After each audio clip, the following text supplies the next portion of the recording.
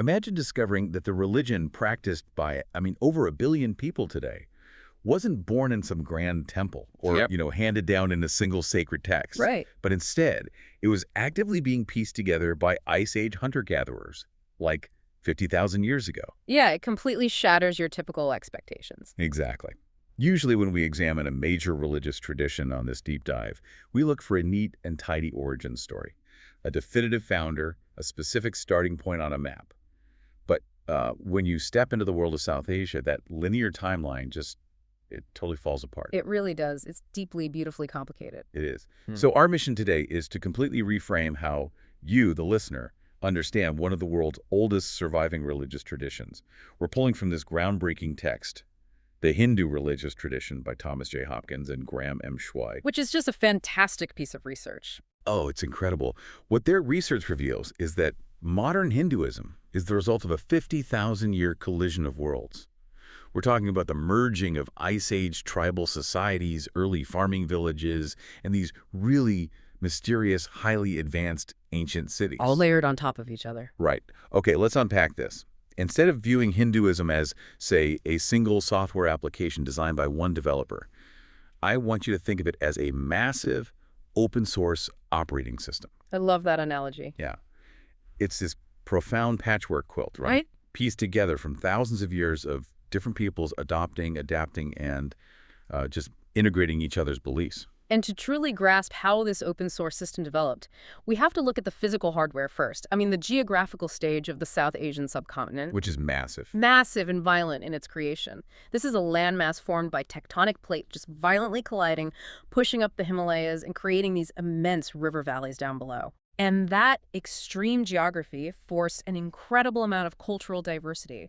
Long before anyone used the term Hinduism, which, historically was just a geographical placeholder for the land and people living beyond the Indus River. Right, it wasn't a religion yet. Exactly. There were these isolated pockets of completely different human experiences happening simultaneously all across the subcontinent. So if we want to understand the absolute deepest layer of this cultural patchwork, we can't start our timeline with cities or even with the earliest written scriptures. No, not at all. We have to rewind the clock way back to the people who first walked onto the subcontinent during the Ice Age. Which requires us to look at the very first migration of modern humans out of Africa. During the Ice Age, global sea levels were, they were significantly lower than they are today. For sure, because so much water was locked up in glaciers. Right.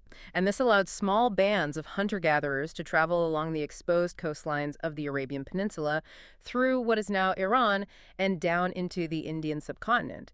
And the crazy part is we don't just have to guess about this migration anymore. Right, because of the DNA evidence. I found the mechanics of this genetic tracking absolutely fascinating in the source material. It's mind-blowing. They specifically look at mitochondrial DNA, or mtDNA.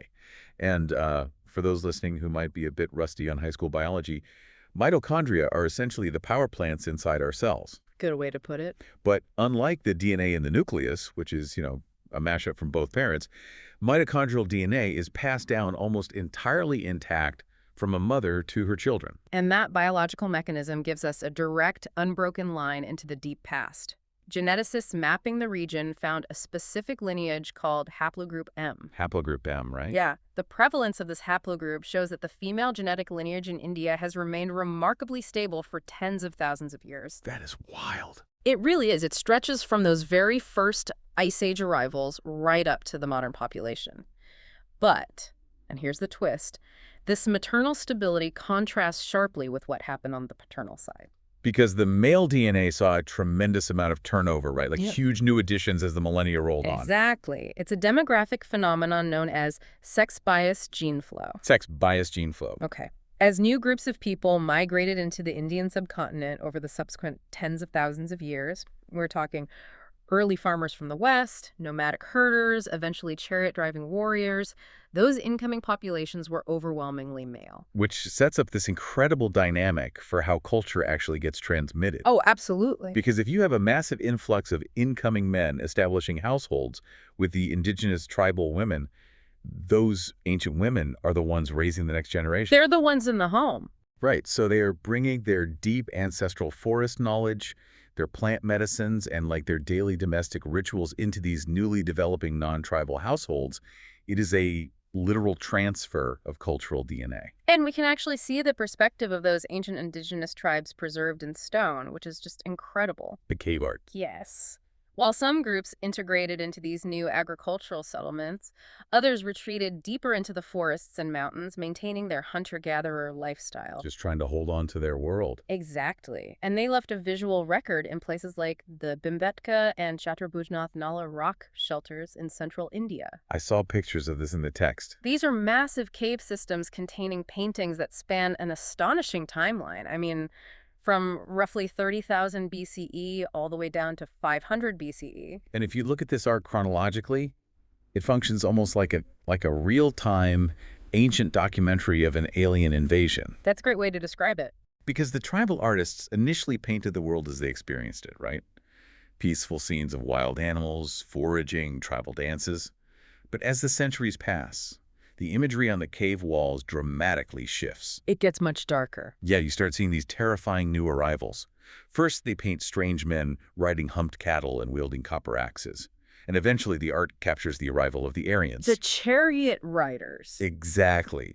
You see these foreign warriors thundering across the landscape in horse-drawn, spoke-wheeled chariots, swinging metal swords. It's fair to say these tribal artists had no idea who these invaders were and were basically recording the apocalypse of their own way of life? I think that's entirely fair. But what's fascinating here is how this intense, often violent clash ultimately led to synthesis. How so? Well, the tribal populations were heavily outmatched by Bronze Age weapons and domesticated horses, pushing them further back into the deep, inaccessible forests and the high mountains. Right. But within the developing Hindu operating system, those very locations of exile eventually became deeply sacred. It's a striking paradox. The people who were conquered ended up defining the geographical sacred space for the civilization that followed. They really did. The wild forests and mountains became the ultimate places of spiritual refuge. They became the domain of ascetic yogis who, deliberately renounced the comforts of city life to seek deeper truths. Oh, wow. And furthermore, these remote areas became the mythological homes of fierce, powerful deities. The god Shiva, for instance, is famously depicted sitting in deep meditation high in the Himalayas. Right. And his consort, the goddess Parvati, has a name that literally translates to daughter of the mountain. Exactly. The ancient tribal frontier was completely absorbed, becoming the spiritual frontier of the later religious tradition.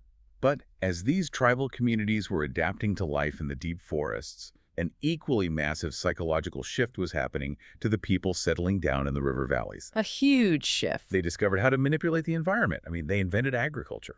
And this fundamentally rewrote how human beings interact with the earth, and by extension, how they view the divine. It represents the monumental shift from the nomadic mind to the farming mind. Right, because if you're a nomadic hunter-gatherer, your relationship to the ground beneath your feet is, well, it's relatively neutral. It is simply a surface you traverse to find the next food source. Exactly. But once humanity begins to settle in permanent locations, like the early agricultural village of Mehrgar, which was settled before 7000 BCE, your entire existence becomes tethered to one specific patch of dirt. You're completely dependent on it. Yeah. At Mehrgar, we see the slow generational transition away from hunting wild game to actively cultivating barley and herding domesticated humped zebu cattle. And when your entire community's survival depends on a crop yielding a harvest, the earth ceases to be a neutral surface. It becomes alive. Psychologically, it transforms into a womb, and it becomes a living entity that must be coaxed, nurtured, and fiercely protected from the constant threats of drought and disease. And here's where it gets really interesting. Archaeologists digging in Mehrgar didn't just find ancient barley seeds. No, they found art. They found an abundance of terracotta female figurines. These very specific, distinctively shaped foot profile statues. And what is critical for you listening to understand is that these figurines were not isolated to one village in India. Not at all. They have been found across a massive ancient interaction sphere stretching all the way from the Indus Valley through Iran and as far west as Syria. And we should probably clarify how an interaction sphere actually worked back then. Yeah, good point. It wasn't formal international trade as we think of it today. Right. It was likely generations of nomadic pastoralists moving their herds between seasonal pastures, swapping stories, goods, and these small clay figures around campfires across the Iranian plateau. And to me, these ubiquitous female figurines read like early psychological insurance policies. That is a brilliant way to look at it, because the psychological burden of early farming cannot be overstated. It must have been terrifying. One failed monsoon, one bad drought, and an entire village could starve. So the villagers created these visual, physical focal points of female power to manage that immense existential anxiety. They needed something to hold on to. Exactly. They were attempting to physically manifest and hold on to the procreative, nurturing power of the earth. In the later Sanskrit texts of Hinduism, this fundamental dynamic feminine energy would become known as Shakti. It's so compelling how sharply divided their representations of power were, too. Oh, the gender divide in the imagery. Yeah. If they wanted to depict male power, they almost strictly used animal imagery, specifically the raw muscle of the bull. But when they needed to represent female power, this vital Shakti, they consistently used anthropomorphic or, human-like female forms. And if we trace the trajectory of these early village proto-goddesses across that broad West Asian interaction sphere, we see them evolve as human societies grew larger. Right, as villages became cities. In regions like Mesopotamia, these Earth Mother figures evolved into highly complex, powerful urban goddesses such as Inanna or Ishtar. Oh, I've heard of Ishtar. Right. And Ishtar wasn't just a nurturing mother. She was a fearsome deity famously depicted dominating a lion. Wow. It represented an independent, aggressive female power.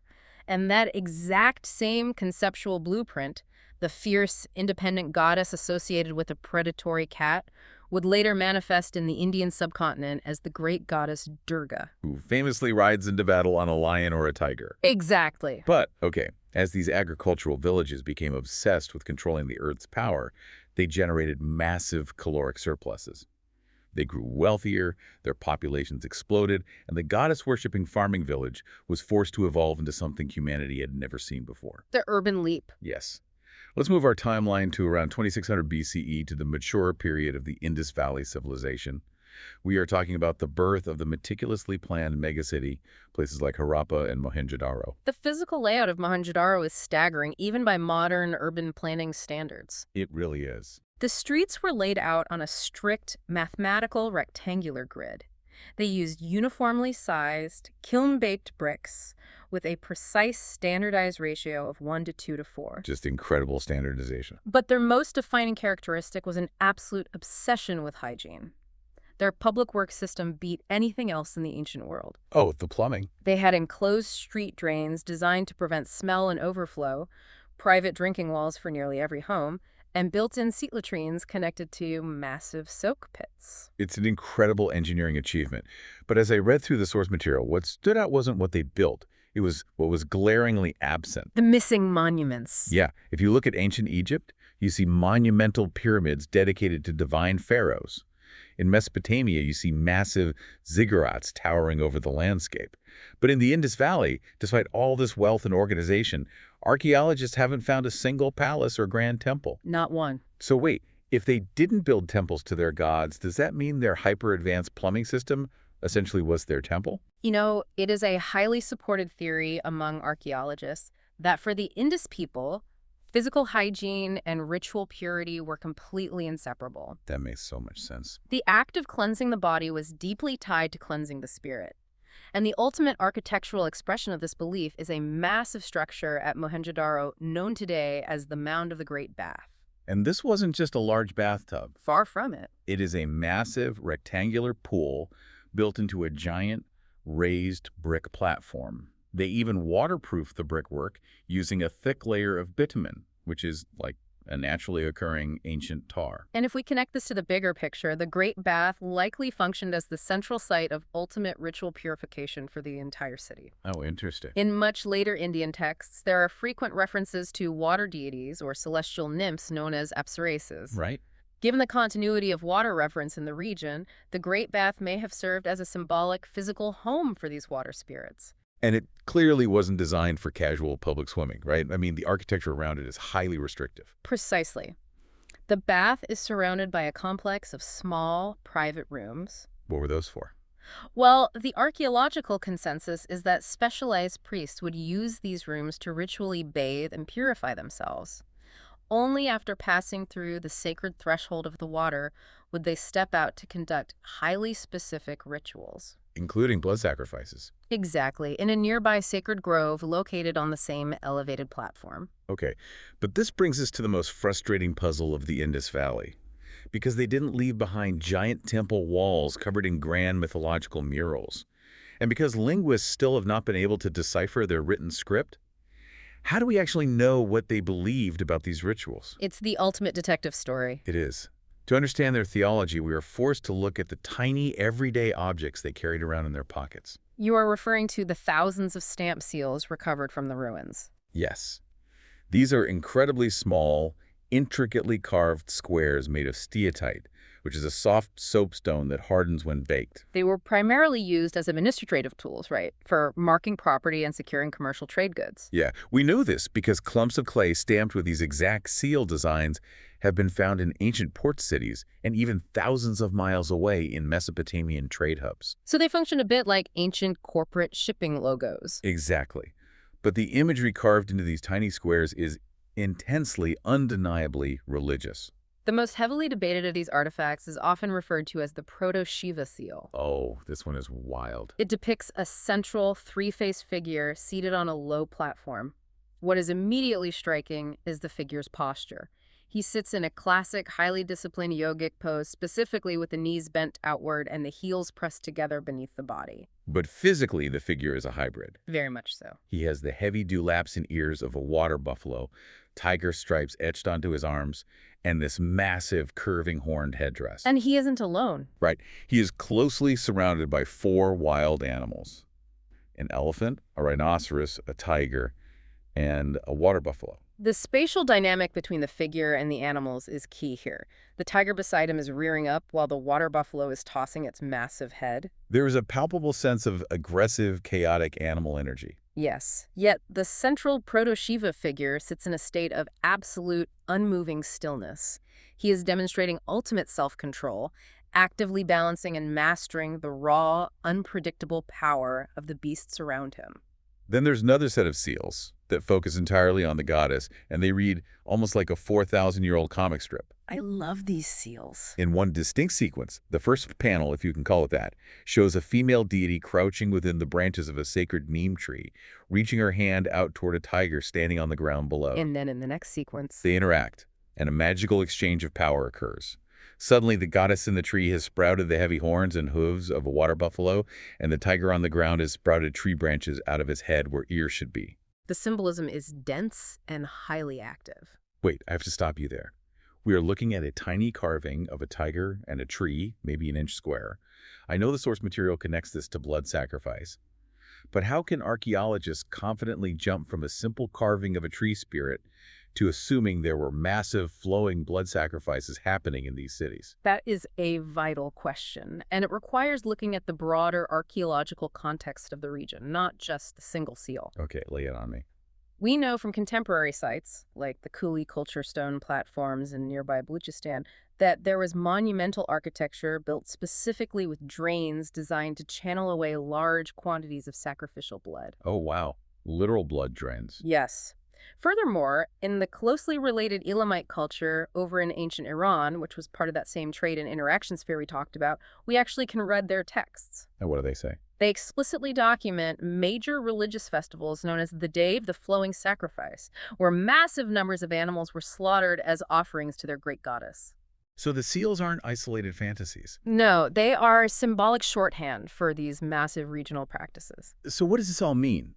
It means this tiny comic strip of the goddess, the tree, the tiger, and the water buffalo is actually a storyboard for a highly complex sacrificial myth. Right. And what's truly astounding is that this precise combination of elements maps perfectly onto goddess rituals that are actively practiced in modern rural Indian villages today. Which decisively proves that the urban Indus religion was incredibly sophisticated long before any sacred texts were written down. It was already fully formed. Yes, it managed to integrate the male ideal of strict yogic discipline, represented by the Proto-Shiva maintaining perfect internal control, with the fierce, dynamic, world-altering female power of the goddess, the sacred tree, and the tiger. And that combination formed an incredibly potent conceptual blueprint. A blueprint that was so deeply ingrained in the populace that it easily survived long after the brick cities themselves crumbled. Which brings us to the ultimate fate of the Indus Valley civilization. Sometime around 1900 BCE, the environment shifted. The monsoons became unreliable. Major rivers changed their courses, and those lucrative overseas trade routes to Mesopotamia dried up. Without the immense agricultural surplus to support them, the massive, meticulously planned grid cities like Mohenjo-daro could no longer function. They were slowly abandoned to the dust. But a civilization's collapse does not mean the death of its culture. The OS doesn't die, it just moves to new hardware. Exactly. The society simply decentralized. The urban populations migrated out of the drying river valleys and integrated back into smaller village life across the wider subcontinent. And as they dispersed, they took their deeply held beliefs with them. They carried their profound reverence for the independent goddess, their strict rituals regarding bathing and water purification, and their sacred animal symbols, the tiger, the water buffalo, and the seated yogi. That remarkably resilient cultural DNA spread far and wide. And eventually, over the ensuing centuries, it would meet and mingle with the entirely different belief systems of the arriving Aryan nomads. Who brought with them their sky gods, their elaborate fire rituals, and their sacred Sanskrit hymns. Is the collision, the friction, and the ultimate grand synthesis of all these disparate elements. The ancient Ice Age tribes, the anxious early farmers, the hyper-hygienic Indus city dwellers, and the chariot-driving Aryans. That creates the massive open-source operating system we call the Hindu religious tradition today. It serves as a powerful reminder that the deepest, most enduring ideas of any civilization are rarely the ones carved into monumental stone pyramids or mandated in dusty royal decrees. Where are they then? The ideas that survive millennia are the ones practiced daily in the home. They are the stories passed down through mothers and grandmothers, baked into the mundane habits, the deep anxieties, and the quiet hopes of ordinary people. It really forces you to look at your own daily habits through a completely different lens. If you are listening to this right now, imagine if our modern society suddenly collapsed tomorrow. Just wiped out. If all our grand government buildings sank into the earth and every digital server holding our records just vanished. That's a scary thought. It is. And if future archaeologists digging 4,000 years from now could only excavate our tiled bathrooms and decipher the smiling arrow logos on our cardboard shipping boxes, what would they assume was our religion? Now that is a deep dive.